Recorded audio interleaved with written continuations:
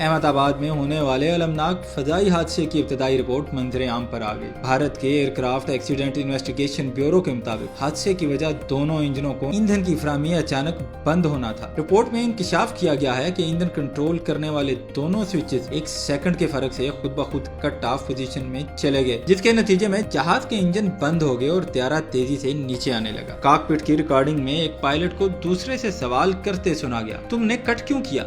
जिस पर दूसरा पायलट जवाब देता है, मैंने नहीं किया। ये मुकालमा हादसे के दौरान पायलटों की हैरानी और उलझन को वाज़ेह करता है। ताहम रिपोर्ट में इस बात की वजाहत नहीं की गई कि स्विचेस खुद ब खुद कट ऑफ कैसे हो गए। बोइंग या इंजन बनाने वाली कंपनी के खिलाफ फिलहाल कोई कार्रवाई तजवीज नहीं की गई है, लेकिन हुकाम ने वाज़ेह किया है कि मुकम्मल तहकीकात में 1 साल से ज्यादा का वक्त लग सकता है। याद रहे कि यह हादसा रवां साल जून में पेश आया, जब एयर इंडिया का एक मुसाफिर त्यारा अहमदाबाद में गिरकर तबाह हो गया, जिसमें 260 अफराद जान की बाजी हार गए। इनमें गुजरात के साबिक वज़ीर आला विजय रूपानी भी शामिल थे। ये वाकया एक बार फिर फजाई तहफ़्फ़ुज़ के आलमी म्यार पर सवालिया निशान छोड़ गया है और मुस्तक़बिल में ऐसे सानहात की रोकथाम के लिए सख्त इक़दामात की जरूरत को उजागर करता है।